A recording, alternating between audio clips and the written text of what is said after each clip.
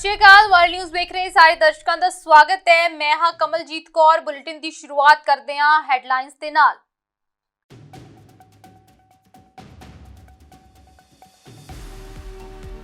France ਦੀ ਰਾਜਧਾਨੀ Paris ਵਿੱਚ ਛੁਰੇਬਾਜ਼ੀ ਦੀ ਘਟਨਾ, ਇੱਕ ਦੀ ਮੌਤ ਤੇ 2 ਵਿਅਕਤੀ ਜ਼ਖਮੀ। ਪੁਲਿਸ ਨੇ ਹਮਲਾਵਰ ਨੂੰ ਕੀਤਾ ਗ੍ਰਿਫਤਾਰ।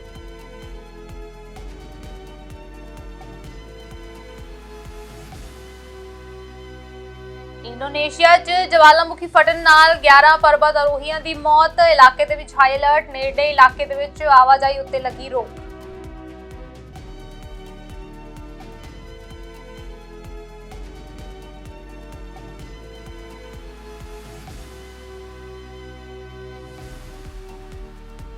ਪਾਕਿਸਤਾਨ ਅਤੇ ਅਫਗਾਨਿਸਤਾਨ 'ਚ ਸਰਹੱਦੀ ਲਾਂਘੇ ਨੂੰ ਕੀਤਾ ਗਿਆ ਬੰਦ। ਬਿਨਾਂ ਪਾਸਪੋਰਟ ਤੇ ਵੀਜ਼ਾ ਦੇ ਅਫਗਾਨ ਨਾਗਰਿਕਾਂ ਨੂੰ ਸਰਹੱਦ ਪਾਰ ਨਹੀਂ ਮਿਲੇਗਾ ਦਾਖਲਾ।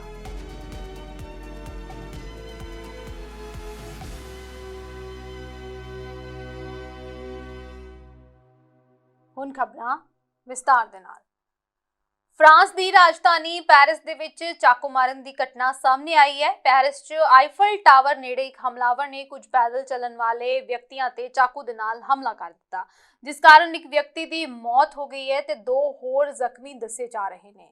ਪੁਲਿਸ ਅਧਿਕਾਰੀਆਂ ਦੇ ਮੁਤਾਬਕ ਇਸ ਘਟਨਾ ਦੇ ਵਿੱਚ ਇੱਕ ਵਿਅਕਤੀ ਦੀ ਮੌਤ ਹੋ ਗਈ ਹੈ ਤੇ 2 ਜ਼ਖਮੀ ਹੋਏ ਨੇ। ਮੰਤਰੀ ਨੇ ਦੱਸਿਆ ਹੈ ਕਿ ਘਟਨਾ ਤੋਂ ਬਾਅਦ ਪੁਲਿਸ ਹਰਕਤ ਦੇ ਵਿੱਚ ਆ ਗਈ ਹੈ ਤੇ ਹਮਲਾਵਰ ਨੂੰ ਗ੍ਰਿਫਤਾਰ ਕਰ ਲਿਆ ਗਿਆ ਹੈ। ਸੂਤਰਾਂ ਦੇ ਮੁਤਾਬਕ ਇਹ ਘਟਨਾ ਪੈਰਿਸ ਦੇ ਕਵੇਈ ਡੇ ਗ੍ਰਿੰਡੇ ਦੇ ਆਸ-ਪਾਸ ਵਾਪਰੀ ਹੈ। ਮੰਤਰੀ ਨੇ ਦੱਸਿਆ ਹੈ ਕਿ ਹਮਲੇ 'ਚ ਜ਼ਖਮੀ ਵਿਅਕਤੀ ਨੂੰ ਇਲਾਜ ਦੇ ਲਈ ਭੇਜਿਆ ਗਿਆ ਹੈ। ਉਹਨਾਂ ਲੋਕਾਂ ਨੂੰ ਸੁਚੇਤ ਰਹਿਣ ਦੀ ਅਪੀਲ ਕੀਤੀ ਹੈ। ਇਸ ਦੌਰਾਨ ਨਿਊਜ਼ ਏਜੰਸੀ AFP ਨੇ ਇੱਕ ਸੂਤਰ ਦੇ ਹਵਾਲੇ ਨਾਲ ਕਿਹਾ ਹੈ ਕਿ ਹਮਲਾ ਕਰਨ ਵਾਲੇ ਸ਼ੱਕੀ ਨੇ ਅੱਲਾਹੂ ਅਕਬਰ ਦੇ ਨਾਅਰੇ ਲਗਾਏ। ਹਾਲਾਂਕਿ ਏਜੰਸੀ ਰਾਈਟਰਸ ਨੇ ਅਜੇ ਤੱਕ ਇਸ ਦੀ ਪੁਸ਼ਟੀ ਨਹੀਂ ਕੀਤੀ। ਨਾਲ ਹੀ ਇੱਕ ਪੁਲਿਸ ਸੂਤਰ ਨੇ ਦੱਸਿਆ ਹੈ ਕਿ ਹਮਲਾਵਰ ਕੱਟੜਪੰਥੀ ਇਸਲਾਮ ਦਾ ਪੈਰੋਕਾਰ ਹੈ ਤੇ ਮਾਨਸਿਕ ਤੌਰ ਤੇ ਬਿਮਾਰ ਹੈ। ਇਸ ਦੌਰਾਨ ਸਰਕਾਰੀ ਵਕੀਲ ਦੇ ਦਫ਼ਤਰ ਨੇ ਕਿਹਾ ਹੈ ਕਿ ਅਜੇ ਤੱਕ ਜਾਂਚ ਦਾ ਚਾਰਜ ਨਹੀਂ ਸੌਂਪਿਆ ਗਿਆ। COP28 ਪ੍ਰੈਜ਼ੀਡੈਂਸੀ ਨੇ ਰਸਮੀ ਤੌਰ ਤੇ ਜਲਵਾਯੂ ਰਾਹਤ, ਰਿਕਵਰੀ ਅਤੇ ਸ਼ਾਂਤੀ ਤੇ ਸਮਰਥਨ ਦੇ ਆਪਣੇ COP28 ਦੁਬਈ ਘੋਸ਼ਣਾ ਪੱਤਰ ਨੂੰ ਉਜਾਗਰ ਕੀਤਾ ਹੈ। ਇਸ ਘੋਸ਼ਣਾ ਪੱਤਰ ਦੇ ਵਿੱਚ ਨਾਜ਼ੁਕ ਅਤੇ ਸੰਘਰਸ਼ ਪ੍ਰਭਾਵਿਤ ਦੇਸ਼ਾਂ ਅਤੇ ਭਾਈਚਾਰਿਆਂ ਨੂੰ ਜਲਵਾਯੂ ਪ੍ਰਭਾਵਾਂ ਪ੍ਰਤੀ ਲਚਕੀਲਾ ਬਣਾਉਣ ਲਈ ਵਿਸ਼ਵ ਵਿਆਪੀ ਯਤਨਾਂ ਨੂੰ ਤੇਜ਼ ਕਰਨ ਦੀਆਂ ਕੋਸ਼ਿਸ਼ਾਂ ਕੇਂਦਰਿਤ ਨੇ। ਇਸ ਘੋਸ਼ਣਾ ਪੱਤਰ ਦਾ 70 ਦੇਸ਼ਾਂ ਤੇ 39 ਸੰਸਥਾਵਾਂ ਦੇ ਵੱਲੋਂ ਸਮਰਥਨ ਕੀਤਾ ਗਿਆ ਹੈ। In this session, and I would love to thank the initiative of having this declaration on peace, recovery and relief, especially for us coming from most conflicted countries in the world. I would like to just highlight that countless numbers of people and lives in Yemen, Syria, Palestine, Somalia and Sudan are being affected by climate crisis. And having me today among this panelists just remind me of these people and their stories with the floods, droughts and displacement, and that was basically the reason that urged me to act, and not only to amplify their voices but only to turn their stories and their suffering into solutions. Living in one of the conflicted areas doesn't give us that space to have climate change solutions, and doesn't give us even the opportunities to work against climate change. And me coming from Yemen, which is a country that 70% of people are food insecure, having climate change issue is not like something that we do care. They consider it as a secondary issue. So they're not even giving us the space. However, with the unstoppable power that we do have within the young people in our country, we managed to conduct the first local conference of youth on climate change and environmental issues. And we targeted 400 young people with the resources and knowledge that they need to face the climate change and to represent their voices. And happily, proudly, I would say that we do have 3 of our Yemeni colleagues from Yemen, Ghadir, Amir, Mustafa, Muhammad. They're participating in the regional COIs and the global COI, and they are participating today with us in the Conference of Party, which is considered one thing that I would be so proud. And one other thing we managed, after being stopped several times, taken into consideration the political concerns that we're facing in our country, we managed to bring all stakeholders in the same table. Indonesia 'ਚ ਜਵਾਲਾਮੁਖੀ ਫਟਣ ਨਾਲ 11 ਪਰਬਤ ਆਰੋਹੀਆਂ ਦੀ ਮੌਤ ਹੋ ਗਈ ਹੈ। ਬਚਾਅ ਅਧਿਕਾਰੀ ਦੇ ਮੁਤਾਬਿਕ ਪੱਛਮੀ ਸੁਮਾਤਰਾ ਦੇ ਵਿੱਚ ਮਾਰਾਪੀ ਜਵਾਲਾਮੁਖੀ ਫਟਣ ਨਾਲ ਘੱਟੋ-ਘੱਟ 11 ਪਰਬਤ ਆਰੋਹੀਆਂ ਦੀ ਮੌਤ ਹੋਈ ਹੈ। ਜ਼ਿਕਰਯੋਗ ਹੈ ਕਿ ਸੁਰੱਖਿਆ ਕਾਰਨਾਂ ਦੇ ਕਰਕੇ 12 ਹੋਰ ਲਾਪਤਾ ਲੋਕਾਂ ਦੀ ਭਾਲ ਅਸਥਾਈ ਤੌਰ ਤੇ ਰੋਕ ਦਿੱਤੀ ਗਈ ਸੀ। ਖੋਜ ਤੇ ਬਚਾਅ ਦਲ ਦੇ ਬੁਲਾਰੇ ਜੋਡੀ ਹਰਿਆਵਨ ਨੇ ਕਿਹਾ ਹੈ ਕਿ 11 ਪਰਬਤ ਆਰੋਹੀਆਂ ਦੀਆਂ ਲਾਸ਼ਾਂ ਤੇ 3 ਹੋਰ ਲੋਕਾਂ ਦੀਆਂ ਲਾਸ਼ਾਂ ਬਰਾਮਦ ਹੋਈਆਂ ਨੇ। ਧਮਾਕੇ ਸਮੇਂ ਇਲਾਕੇ ਦੇ ਵਿੱਚ 75 ਲੋਕ ਮੌਜੂਦ ਸੀ। ਐਤਵਾਰ ਨੂੰ 2891 ਮੀਟਰ ਉੱਚਾ ਜਵਾਲਾਮੁਖੀ ਫਟਿਆ, ਜਿਸ ਤੋਂ ਬਾਅਦ ਅਧਿਕਾਰੀਆਂ ਨੇ ਅਲਰਟ ਨੂੰ ਉੱਚੇ ਪੱਧਰ ਤੇ ਵਧਾ ਦਿੱਤਾ ਹੈ ਤੇ ਨਿਵਾਸੀਆਂ ਦੀ ਆਵਾਜਾਈ ਤੇ ਵੀ ਰੋਕ ਲਗਾ ਦਿੱਤੀ ਗਈ। ਵੀਡੀਓ ਫੁਟੇਜ ਦੇ ਵਿੱਚ ਦਿਖਾਇਆ ਗਿਆ ਹੈ ਕਿ ਜਵਾਲਾਮੁਖੀ ਦਾ ਰਾਖ ਦਾ ਵਿਸ਼ਾਲ ਪੂਰੇ ਆਸਮਾਨ ਦੇ ਵਿੱਚ ਫੈਲਿਆ ਹੋਇਆ ਹੈ ਤੇ ਕਾਰਾਂ ਤੇ ਸੜਕਾਂ ਸੁਆਹ ਦੇ ਨਾਲ ਢੱਕੀਆਂ ਹੋਈਆਂ ਨਜ਼ਰ ਆ ਰਹੀਆਂ ਨੇ। 49 ਪਰਬਤ ਆਰੋਹੀਆਂ ਨੂੰ ਤੜਕੇ ਖੇਤਰ ਦੇ ਵਿੱਚੋਂ ਬਾਹਰ ਕੱਢਿਆ ਗਿਆ ਤੇ ਕਈਆਂ ਦੇ ਸੜਨ ਦੇ ਕਾਰਨ ਇਲਾਜ ਵੀ ਚੱਲ ਰਿਹਾ ਹੈ। ਜ਼ਿਕਰਯੋਗ ਹੈ ਕਿ ਮਾਰਾਪੀ ਸੁਮਾਤਰਾ ਟਾਪੂ ਤੇ ਸਭ ਤੋਂ ਵੱਧ ਸਰਗਰਮ ਜਵਾਲਾਮੁਖੀਆਂ ਦੇ ਵਿੱਚੋਂ ਇੱਕ ਹੈ ਅਤੇ ਇਸ ਦਾ ਸਭ ਤੋਂ ਖਤਰਨਾਕ ਵਿਸਫੋਟ ਅਪ੍ਰੈਲ 1979 ਦੇ ਵਿੱਚ ਹੋਇਆ ਸੀ, ਜਦੋਂ 60 ਲੋਕਾਂ ਦੀ ਮੌਤ ਹੋਈ ਸੀ। ਇਸ ਸਾਲ ਇਹ ਜਨਵਰੀ ਤੇ ਫਰਵਰੀ ਦੇ ਵਿਚਕਾਰ ਫਟਿਆ ਤੇ ਸਿਖਰ ਤੋਂ ਲਗਭਗ 75 ਮੀਟਰ ਅਤੇ 1000 ਮੀਟਰ ਦੀ ਦੂਰੀ ਤੱਕ ਸੁਆਹ ਸੁੱਟ ਰਿਹਾ ਸੀ।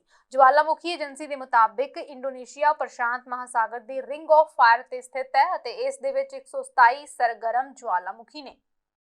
ਇਜ਼ਰਾਈਲ ਦੇ ਟੇਲ ਅਵੀਵ ਵਿੱਚ ਹਜ਼ਾਰਾਂ ਇਜ਼ਰਾਈਲੀਆਂ ਦੇ ਵੱਲੋਂ ਇੱਕ ਰੈਲੀ ਕੱਢੀ ਗਈ, ਜਿਸ ਦੇ ਵਿੱਚ ਹਮਾਸ ਦੀ ਕੈਦ ਵਿੱਚ ਫਸੇ ਇਜ਼ਰਾਈਲੀਆਂ ਨੂੰ ਬਚਾਉਣ ਦੀ ਮੰਗ ਕੀਤੀ ਗਈ। ਇਜ਼ਰਾਈਲ ਹਮਾਸ ਯੁੱਧ ਕਾਰਨ ਦੋਵਾਂ ਦੇਸ਼ਾਂ ਦੇ ਵਿੱਚ ਤਣਾਅ ਦਾ ਮਾਹੌਲ ਬਣਿਆ ਹੋਇਆ ਹੈ। ਇਹਨਾਂ ਪ੍ਰਦਰਸ਼ਨਕਾਰੀਆਂ ਨੇ ਗਾਜ਼ਾ ਦੇ ਵਿੱਚ ਮੁੜ ਤੋਂ ਸ਼ੁਰੂ ਹੋਈ ਬੰਬਾਰੀ ਦਾ ਵਿਰੋਧ ਕੀਤਾ ਅਤੇ 130 ਇਜ਼ਰਾਈਲੀ ਕੈਦੀਆਂ ਦੀ ਰਿਹਾਈ ਨਾ ਹੋਣ ਪਿੱਛੇ ਗਾਜ਼ਾ ਉੱਤੇ ਇਜ਼ਰਾਈਲ ਦੇ ਤਸ਼ੱਦਦ ਨੂੰ ਜ਼ਿੰਮੇਵਾਰ ਠਹਿਰਾਇਆ ਹੈ। ਇਸ ਦੇ ਨਾਲ ਹੀ ਪ੍ਰਦਰਸ਼ਨਕਾਰੀਆਂ ਨੇ ਇਜ਼ਰਾਈਲ ਡਿਫੈਂਸ ਫੋਰਸ ਦੇ ਕਿਰਿਆ ਮਿਲਟਰੀ ਬੇਸ ਦੇ ਦੁਆਲੇ ਮਾਰਚ ਵੀ ਕੀਤਾ।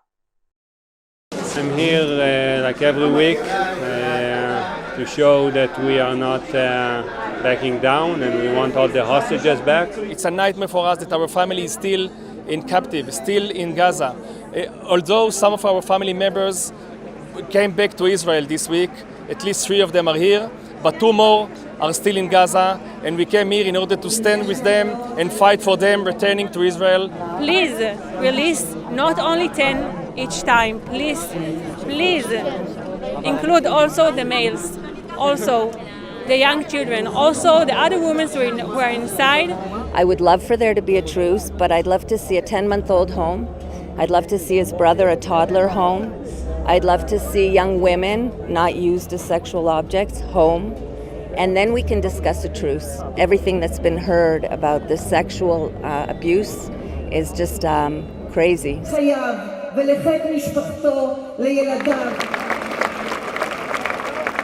ਆਸਟ੍ਰੇਲੀਆ ਦੀ ਫੈਡਰਲ ਲੇਬਰ ਸੰਸਦ ਮੈਂਬਰ ਪੇਟਾ ਮਰਫੀ ਦੀ ਕੈਂਸਰ ਨਾਲ ਲੰਮੀ ਲੜਾਈ ਲੜਨ ਤੋਂ ਬਾਅਦ 50 ਸਾਲ ਦੀ ਉਮਰ ਦੇ ਵਿੱਚ ਮੌਤ ਹੋ ਗਈ ਹੈ। ਆਸਟ੍ਰੇਲੀਆ ਦੇ ਪ੍ਰਧਾਨ ਮੰਤਰੀ ਐਂਥਨੀ ਅਲਬਾਨੀਜ਼ ਨੇ ਉਹਨਾਂ ਦੀ ਮੌਤ ਉੱਤੇ ਡੂੰਘੇ ਦੁੱਖ ਦਾ ਪ੍ਰਗਟਾਵਾ ਕੀਤਾ ਹੈ ਤੇ ਮਰਫੀ ਨੂੰ ਭਰੇ ਮਨ ਦੇ ਨਾਲ ਸ਼ਰਧਾਂਜਲੀ ਦਿੱਤੀ ਹੈ। ਪ੍ਰਧਾਨ ਮੰਤਰੀ ਐਂਥਨੀ ਅਲਬਾਨੀਜ਼ ਨੇ ਹੀ ਬ੍ਰੈਸਟ ਕੈਂਸਰ ਕਾਰਨ ਹੋਈ ਮਰਫੀ ਦੀ ਮੌਤ ਦੀ ਪੁਸ਼ਟੀ ਕੀਤੀ ਹੈ। A short time ago, Peter Murphy passed away at home, which was her wish. Her husband of 24 years, Rod, was with her, along with her parents and her sisters. Every one of us in the Labor family is broken-hearted by the death of our beloved Peter Murphy. At this saddest of times, we offer our deepest sympathies to her loving husband, Rod. They were together for 24 years, and all her family. Peter Murphy was brave, she was courageous, and she was loved. Peter Murphy was the strongest of local members, the most inspiring of colleagues, and the very best kind of friend. To attend a community event with Peter was to bask in her glow. Like all of us who served alongside her, the people Peter represented admired her determination, they respected her passion, and they responded above all to her absolute authenticity. It was always clear just how much Peta cared for her community, her colleagues, and our country. She helped lead the charge for important reforms like reducing the harm from online gambling, because she understood the greatest privilege of public office is the opportunity to make a difference. From the squash court to the law courts to the House of Representatives, everything that Peta Murphy did, she did with her whole heart. And what a warm, generous, strong and proud Labor heart she had. Right up to last week, she insisted on coming to Parliament. She asked questions in this House. New Zealand ਦੇ Auckland ਵਿੱਚ ਹਫ਼ਤੇ ਦੇ ਅੰਤ ਤੱਕ medical ਕੇਂਦਰਾਂ, ਸਕੂਲਾਂ ਅਤੇ ਪੂਜਾ ਸਥਾਨਾਂ ਨੂੰ 70 ਚਿੰਤਾਜਨਕ ਈਮੇਲਾਂ ਭੇਜੀਆਂ ਗਈਆਂ, ਜਿਸ ਦੇ ਕਾਰਨ ਪੂਰੇ ਇਲਾਕੇ ਦੇ ਵਿੱਚ ਦਹਿਸ਼ਤ ਦਾ ਮਾਹੌਲ ਹੈ। ਪੂਰੇ ਨਵੰਬਰ ਮਹੀਨੇ ਦੀ ਕੁੱਲ ਧਮਕੀਆਂ ਦੀ ਗਿਣਤੀ 70 ਰਹੀ ਹੈ। ਕਾਰਜਕਾਰੀ ਸਹਾਇਕ ਪੁਲਿਸ ਕਮਿਸ਼ਨਰ ਨਾਇਲਾ ਹਸਨ ਨੇ ਕਿਹਾ ਹੈ ਕਿ ਸਾਈਬਰ ਕ੍ਰਾਈਮ ਯੂਨਿਟ ਇਹ ਪਤਾ ਲਗਾਉਣ ਦੇ ਲਈ ਅਣਥੱਕ ਕੰਮ ਕਰ ਰਹੀ ਹੈ ਕਿ ਧਮਕੀਆਂ ਕਿੱਥੋਂ ਆ ਰਹੀਆਂ ਨੇ। उन्होंने आख्या कि साडी साइबर क्राइम यूनिट पिछले हफ्ते तो यह पता लगाने लई सख्त मेहनत कर रही है कि धमकियां दे पिछे आखिर जिम्मेवार कौन है। Look, there was approximately 70 about a week ago, and as you said, they were received by schools, places of worship, medical centres and courthouses. Over the weekend, we've received another approximately 30. 20 of those are to medical centres and a further 10 to places of worship. In relation to evacuation, we don't advise anyone to evacuate or not. That is determined by each specific organisation depending on the circumstances and the information they have between us. So I'm unsure of those details. However, I do accept that some organisations choose to respond differently than others. We understand these are all from the same source. We do believe, again, it's from an international source. At this stage, we are confident there is no actual threat. Having said that, we acknowledge that those that are receiving them it's extremely unsettling and concerning for them. These emails are not targeted at any specific community or specific group. We're not sure yet, Ryan. We do believe it is from overseas. We're working, our cyber crime unit is working really hard and have been for the last week with the last lot and now this lot to identify who is responsible. We work with international partners and also they work with international internet service providers. It is a complex, really complex environment, you know, this environment where emails are sent, so it's difficult to prevent them, but as soon as we find out the source, we can connect with those responsible and with a view to preventing it happening in future. But it is a very complex environment. I wouldn't be as general as that, Ryan. I think we do need to apply the appropriate level of caution when these emails are received, and it's up to the schools to decide how they respond. When we receive them, we get to collate them and identify they're from the same source. Pakistan ਅਤੇ ਅਫਗਾਨਿਸਤਾਨ ਦੇ ਵਿਚਕਾਰ ਇੱਕ ਮੁੱਖ ਸਰਹੱਦੀ ਲਾਂਘੇ ਨੂੰ ਬਿਨਾਂ passport ਅਤੇ ਵੀਜ਼ਾ ਦੇ ਅਫਗਾਨ ਨਾਗਰਿਕਾਂ ਲਈ ਬੰਦ ਕਰ ਦਿੱਤਾ ਗਿਆ ਹੈ, ਕਿਉਂਕਿ ਪਾਕਿਸਤਾਨੀ ਸਰਕਾਰ ਨੇ ਅਫਗਾਨ ਪ੍ਰਵਾਸੀਆਂ ਨੂੰ ਵਾਪਸ ਲਿਆਉਣ ਲਈ ਯਤਨ ਤੇਜ਼ ਕਰ ਦਿੱਤੇ ਨੇ। ਅਫਗਾਨਿਸਤਾਨ ਦੇ ਨੰਗਰਹਾਰ ਸੂਬੇ ਦੇ ਸੂਚਨਾ ਅਤੇ ਸੱਭਿਆਚਾਰ ਵਿਭਾਗ ਨੇ ਵੀਜ਼ਾ ਅਤੇ ਪਾਸਪੋਰਟ ਸਮੇਤ ਢੁਕਵੇਂ ਦਸਤਾਵੇਜ਼ਾਂ ਦੀ ਘਾਟ ਵਾਲੇ ਲੋਕਾਂ ਲਈ ਤੋਰਖਮ ਸਰਹੱਦ ਨੂੰ ਬੰਦ ਕਰਨ ਦੀ ਪੁਸ਼ਟੀ ਕਰਦੇ ਹੋਏ ਬਿਆਨ ਜਾਰੀ ਕੀਤਾ ਹੈ। ਇਸ ਤੋਂ ਪਹਿਲਾਂ ਬਿਨਾਂ ਪਾਸਪੋਰਟ ਤੇ ਵੀਜ਼ਾ ਦੇ ਲੋਕਾਂ ਨੂੰ ਕ੍ਰੋਸਿੰਗ ਰਾਹੀਂ ਪਾਕਿਸਤਾਨ ਦੇ ਵਿੱਚ ਦਾਖਲ ਹੋਣ ਦੀ ਇਜਾਜ਼ਤ ਦਿੱਤੀ ਜਾਂਦੀ ਸੀ। ਮੀਡੀਆ ਰਿਪੋਰਟਾਂ ਦੇ ਮੁਤਾਬਿਕ ਹਜ਼ਾਰਾਂ ਅਫਗਾਨੀਆਂ ਦੀ ਸਾਲਾਨਾ ਆਮਦ ਦੇ ਮੱਦੇਨਜ਼ਰ ਇਹ ਫੈਸਲਾ ਖਾਸ ਤੌਰ ਤੇ ਮਹੱਤਵਪੂਰਨ ਹੈ, ਖਾਸ ਤੌਰ ਤੇ ਉਹ ਲੋਕ ਜੋ ਕੈਂਸਰ ਵਰਗੀਆਂ ਗੰਭੀਰ ਬਿਮਾਰੀਆਂ ਤੋਂ ਪੀੜਤ ਨੇ ਅਤੇ ਪਾਕਿਸਤਾਨ ਸਮੇਤ ਗਵਾਂਢੀ ਦੇਸ਼ਾਂ ਦੇ ਵਿੱਚ ਇਲਾਜ ਕਰਾਉਣ ਲਈ ਜਾਂਦੇ ਨੇ। ਸਰਹੱਦੀ ਕੰਟਰੋਲ ਨੂੰ ਸਖਤ ਕਰਨ ਅਤੇ ਅਫਗਾਨ ਪ੍ਰਵਾਸੀਆਂ ਨੂੰ ਵਾਪਸ ਲਿਆਉਣ ਲਈ ਪਾਕਿਸਤਾਨ ਦਾ ਹਾਲ ਹੀ ਦਾ ਕਦਮ ਮਨੁੱਖੀ ਅਧਿਕਾਰਾਂ ਦੀ ਤਬਾਹੀ ਦੀ ਸੰਭਾਵਨਾ ਦਾ ਹਵਾਲਾ ਦਿੰਦੇ ਹੋਏ ਪਾਕਿਸਤਾਨ ਲਈ ਸੰਯੁਕਤ ਰਾਸ਼ਟਰ ਦੇ ਮਨੁੱਖੀ ਅਧਿਕਾਰ ਦਫ਼ਤਰ ਵੱਲੋਂ ਕੱਢੇ ਜਾਣ ਦੀ ਪ੍ਰਕਿਰਿਆ ਨੂੰ ਰੋਕਣ ਲਈ ਪਹਿਲਾਂ ਕੀਤੇ ਗਏ ਸੱਦੇ ਨਾਲ ਮੇਲ ਖਾਂਦਾ ਹੈ। ਅਫਗਾਨ ਪ੍ਰਵਾਸੀਆਂ ਨੂੰ ਕਠੋਰ ਸਰਦੀਆਂ ਦੇ ਵਿਚਕਾਰ ਕੱਢਣਾ ਜਾਰੀ ਹੈ। ਅਫਗਾਨਿਸਤਾਨ ਦੇ ਵਿੱਚ ਪਹਿਲਾਂ ਹੀ ਭਿਆਨਕ ਮਾਨਵਤਾਵਾਦੀ ਸੰਕਟ ਮੁਸ਼ਕਿਲਾਂ ਵਧਾ ਰਿਹਾ ਹੈ। ਅਫਗਾਨ ਪ੍ਰਵਾਸੀ ਚੁਣੌਤੀਪੂਰਨ ਸਥਿਤੀਆਂ ਦੇ ਨਾਲ ਜੂਝ ਰਹੇ ਨੇ, ਖਾਸ ਤੌਰ ਤੇ ਗੰਭੀਰ ਸਰਦੀਆਂ ਦੇ ਮੌਸਮ ਦੇ ਮੱਦੇਨਜ਼ਰ ਜੋ ਦੇਸ਼ ਵਿੱਚ ਗੰਭੀਰ ਮਾਨਵਤਾਵਾਦੀ ਸਥਿਤੀ ਨੂੰ ਹੋਰ ਵਧਾ ਰਹੀ ਹੈ। ਇਨ੍ਹਾਂ ਘਟਨਾਵਾਂ ਦੇ ਜਵਾਬ ਦੇ ਵਿੱਚ ਪਾਕਿਸਤਾਨ ਦੀ ਸੁਪਰੀਮ ਕੋਰਟ ਨੇ ਮਨੁੱਖੀ ਅਧਿਕਾਰ ਕਾਰਕੁਨ ਦੇ ਵੱਲੋਂ ਦਾਇਰ ਕੀਤੀ ਇੱਕ ਪਟੀਸ਼ਨ ਦੀ ਸਮੀਖਿਆ ਵੀ ਸ਼ੁਰੂ ਕੀਤੀ ਹੈ। ਰਿਪੋਰਟਾਂ ਦੇ ਮੁਤਾਬਿਕ ਪਟੀਸ਼ਨ ਦੇ ਵਿੱਚ ਸਥਿਤੀ ਦੇ ਚੱਲ ਰਹੇ ਕਾਨੂੰਨੀ ਅਤੇ ਮਨੁੱਖੀ ਅਧਿਕਾਰਾਂ ਦੇ ਪਹਿਲੂਆਂ ਨੂੰ ਉਜਾਗਰ ਕਰਦੇ ਹੋਏ ਪਾਕਿਸਤਾਨ ਨੂੰ ਅਫਗਾਨ ਸ਼ਰਨਾਰਥੀਆਂ ਨੂੰ ਕੱਢਣਾ ਬੰਦ ਕਰਨ ਦੀ ਅਪੀਲ ਕੀਤੀ ਗਈ ਹੈ। ਹਾਂਗਕਾਂਗ ਦੀਆਂ ਮਸ਼ਹੂਰ ਲੋਕਤੰਤਰ ਪੱਖੀ ਕਾਰਕੁਨਾਂ ਦੇ ਵਿੱਚੋਂ ਇੱਕ ਐਗਨਸ ਚੋ ਅਗਲੇਰੀ ਪੜ੍ਹਾਈ ਦੇ ਲਈ ਕੈਨੇਡਾ ਪਹੁੰਚ ਗਈ ਹੈ। ਚਾਓ ਨੇ ਐਲਾਨ ਕੀਤਾ ਹੈ ਕਿ ਉਹ ਆਪਣੀ ਜ਼ਮਾਨਤ ਦੀਆਂ ਸ਼ਰਤਾਂ ਪੂਰੀਆਂ ਕਰਨ ਲਈ ਸ਼ਹਿਰ ਵਾਪਸ ਨਹੀਂ ਜਾਵੇਗੀ। ਹਾਂਗਕਾਂਗ ਦੇ ਵਿੱਚ ਲੋਕਤੰਤਰ ਪੱਖੀ ਅੰਦੋਲਨ ਵਿੱਚ ਇੱਕ ਪ੍ਰਮੁੱਖ ਨੌਜਵਾਨ ਚਿਹਰਾ ਰਹੀ ਐਗਨਸ ਨੂੰ 2020 ਦੇ ਵਿੱਚ ਚੀਨ ਵੱਲੋਂ ਲਗਾਏ ਗਏ ਇੱਕ ਰਾਸ਼ਟਰੀ ਸੁਰੱਖਿਆ ਕਾਨੂੰਨ ਦੇ ਤਹਿਤ ਗ੍ਰਿਫਤਾਰ ਕੀਤਾ ਗਿਆ ਸੀ। ਇਹ ਕਾਰਵਾਈ 2019 ਦੇ ਸਰਕਾਰ ਵਿਰੋਧੀ ਪ੍ਰਦਰਸ਼ਨਾਂ ਤੋਂ ਬਾਅਦ ਕੀਤੀ ਗਈ। ਉਸ ਨੂੰ ਜ਼ਮਾਨਤ ਤੇ ਰਿਹਾ ਕਰ ਦਿੱਤਾ ਗਿਆ ਸੀ, ਪਰ ਪ੍ਰਦਰਸ਼ਨ ਦੇ ਵਿੱਚ ਉਸ ਦੀ ਭੂਮਿਕਾ ਦੇ ਕਾਰਨ ਉਸ ਨੂੰ ਇੱਕ ਵੱਖਰੇ ਕੇਸ ਵਿੱਚ 6 ਮਹੀਨੇ ਤੋਂ ਬਾਅਦ ਦੀ ਜੇਲ੍ਹ ਕੱਟਣੀ ਪਈ। ਪੂਰੇ ਮਾਮਲੇ ਦੇ ਵਿੱਚ ਚਾਓ ਦੇ 2021 ਚ ਜੇਲ੍ਹ ਤੋਂ ਰਿਹਾ ਹੋਣ ਤੋਂ ਬਾਅਦ ਉਸ ਨੂੰ ਬਾਕਾਇਦਾ ਪੁਲਿਸ ਕੋਲ ਰਿਪੋਰਟ ਕਰਨੀ ਪਈ। ਉਸ ਨੇ ਇੱਕ ਇੰਸਟਾਗ੍ਰਾਮ ਪੋਸਟ ਦੇ ਉੱਤੇ ਕਿਹਾ ਹੈ ਕਿ ਦਬਾਅ ਦੇ ਕਾਰਨ ਉਸ ਨੂੰ ਮਾਨਸਿਕ ਬਿਮਾਰੀ ਹੋ ਗਈ ਹੈ ਅਤੇ ਉਸ ਨੂੰ ਹਾਂਗਕਾਂਗ ਵਾਪਸ ਨਾ ਆਉਣ ਦਾ ਫੈਸਲਾ ਕਰਨਾ ਪਿਆ। 2020 ਦੇ ਵਿੱਚ ਸੁਰੱਖਿਆ ਕਾਨੂੰਨ ਦੇ ਲਾਗੂ ਹੋਣ ਤੋਂ ਬਾਅਦ ਉਸ ਦੇ ਉੱਤੇ ਬਹੁਤ ਸਾਰੇ ਸਾਥੀਆਂ ਨੂੰ ਜੇਲ੍ਹ ਦੇ ਵਿੱਚ ਬੰਦ ਕਰ ਦਿੱਤਾ ਗਿਆ ਤੇ ਗ੍ਰਿਫਤਾਰ ਕੀਤਾ ਗਿਆ। ਸਵੈ ਗਲਾਵਤਨ ਲਈ ਮਜਬੂਰ ਕੀਤਾ ਗਿਆ ਤਾਂ ਜੋ ਚੁੱਪ ਰਿਹਾ ਜਾ ਸਕੇ।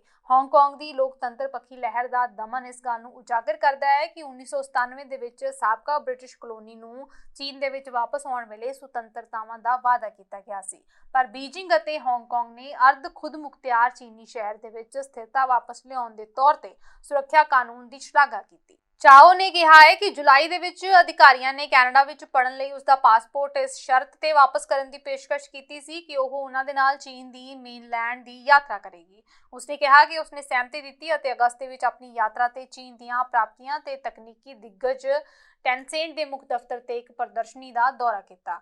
ਬਾਅਦ ਦੇ ਵਿੱਚ ਅਧਿਕਾਰੀਆਂ ਨੇ ਉਸ ਦਾ ਪਾਸਪੋਰਟ ਵਾਪਸ ਕਰ ਦਿੱਤਾ। ਹਾਂਗਕਾਂਗ ਦੀ ਸਥਿਤੀ, ਉਸ ਦੀ ਸੁਰੱਖਿਆ ਅਤੇ ਉਸ ਦੀ ਸਿਹਤ ਦੇ ਵਿਚਾਰ ਤੋਂ ਬਾਅਦ ਚਾਓ ਨੇ ਕਿਹਾ ਹੈ ਕਿ ਸ਼ਾਇਦ ਦੁਬਾਰਾ ਹਾਂਗਕਾਂਗ ਵਾਪਸ ਨਾ ਜਾਵੇ। 17 ਦਿਨਾਂ ਦੇ ਲੰਬੇ ਸਿਲਕਿਆਰਾ ਸੁਰੰਗ ਬਚਾਅ ਕਾਰਜਾਂ ਦੀ ਸਫਲਤਾ ਤੋਂ ਬਾਅਦ ਆਸਟ੍ਰੇਲੀਆ ਦੇ ਸੁਰੰਗ ਮਾਹਰ ਅਰਨੋਲਡ ਡਿਕਸ ਨੇ ਆਪਣੇ ਅਣਥੱਕ ਯਤਨਾਂ ਲਈ ਪ੍ਰਸਿੱਧੀ ਹਾਸਲ ਕੀਤੀ ਹੈ।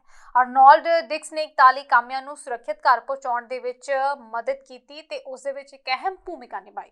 ਡਿਕਸ ਨੇ ਇਹਨਾਂ 17 ਦਿਨਾਂ ਦਾ ਆਪਣਾ ਤਜਰਬਾ ਸਾਂਝਾ ਕੀਤਾ ਹੈ। ਉਹਨਾਂ ਦੱਸਿਆ ਹੈ ਕਿ 41 ਮਜ਼ਦੂਰਾਂ ਨੂੰ ਸੁਰੰਗ ਦੇ ਵਿੱਚੋਂ ਬਾਹਰ ਕੱਢਣਾ ਕਿੰਨਾ ਪੇਚੀਦਾ ਕੰਮ ਸੀ। Before I arrived here, I knew that this region was the most sacred area for the Hindu people. And I also knew that the purpose of this tunnel was to allow pilgrims to go between the sacred temples, the four sacred temples.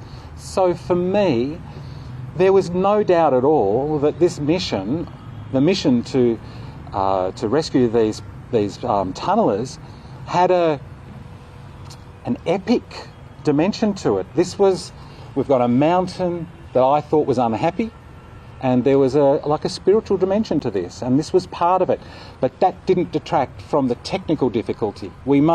To achieve our mission, we had to be focused and bring the best engineering to the table, which we did, because the best engineers from India were here, the best technologies were here, everything was here, and respectful.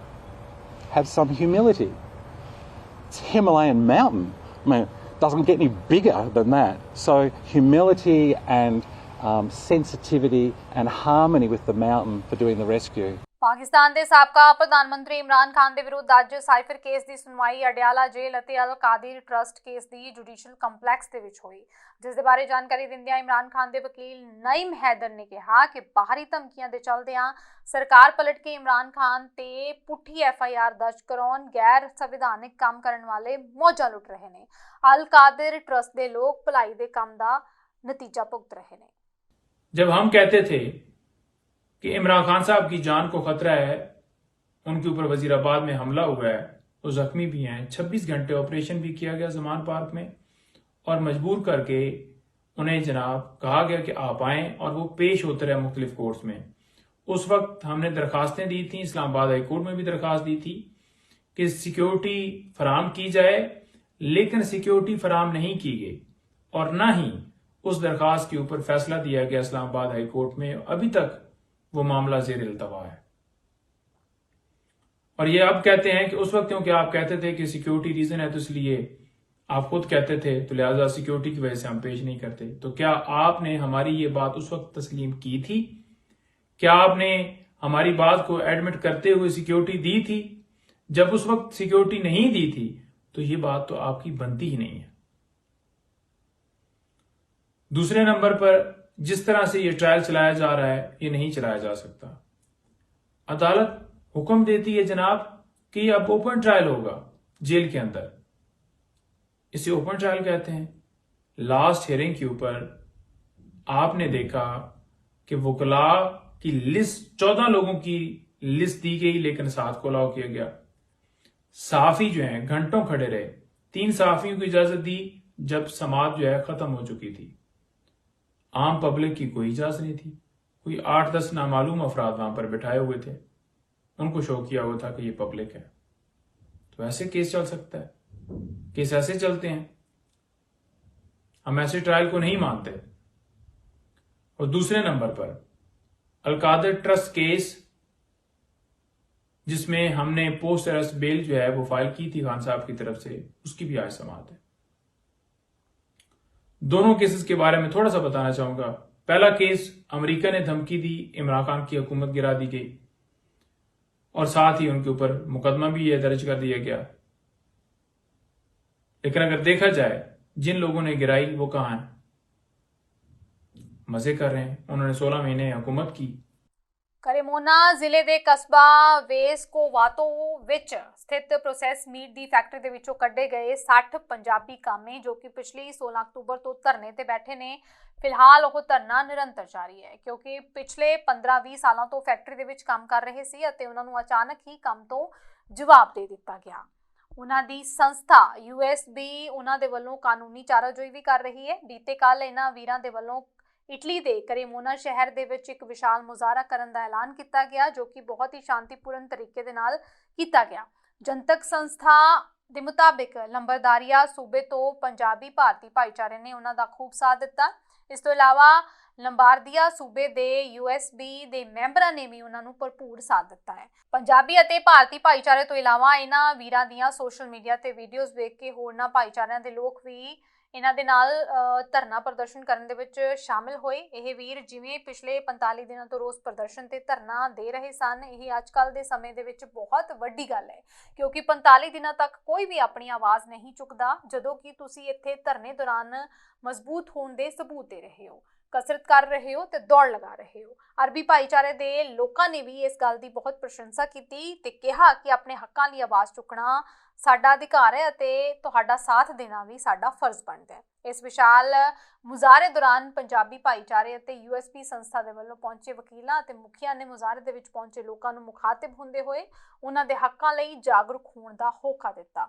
ਅੰਤ ਵਿੱਚ ਪੰਜਾਬੀ ਭਾਈਚਾਰੇ ਨੇ ਮੁਜ਼ਾਹਰੇ ਦੇ ਵਿੱਚ ਹਿੱਸਾ ਲੈਣ ਲਈ ਦੂਰੋਂ ਪਹੁੰਚੇ ਸਾਰੇ ਭਾਈਚਾਰਿਆਂ ਦੇ ਲੋਕਾਂ ਦਾ ਧੰਨਵਾਦ ਕੀਤਾ ਅਤੇ ਆਪਣੀਆਂ ਮੰਗਾਂ ਤੇ ਖੜਨ ਦਾ ਸੱਦਾ ਦਿੱਤਾ।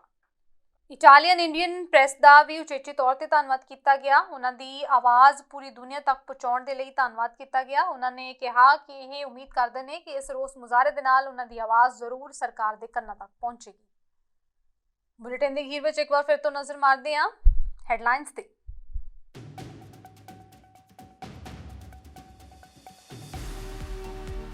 फ्रांस की राजधानी पेरिस विच छुरेबाजी की घटना, एक दी मौत ते 2 व्यक्ति जख्मी। पुलिस ने हमलावर नूं कीता गिरफ्तार।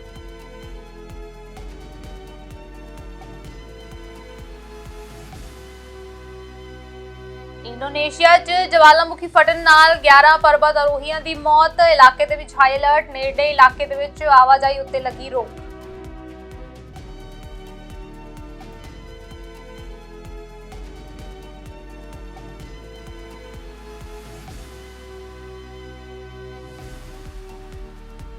पाकिस्तान ਅਤੇ ਅਫਗਾਨਿਸਤਾਨ 'ਚ ਸਰਹੱਦੀ ਲਾਂਘੇ ਨੂੰ ਕੀਤਾ ਗਿਆ ਬੰਦ। ਬਿਨਾਂ ਪਾਸਪੋਰਟ ਤੇ ਵੀਜ਼ਾ ਦੇ ਅਫਗਾਨ ਨਾਗਰਿਕਾਂ ਨੂੰ ਸਰਹੱਦ ਪਾਰ ਨਹੀਂ ਮਿਲੇਗਾ ਦਾਖਲਾ।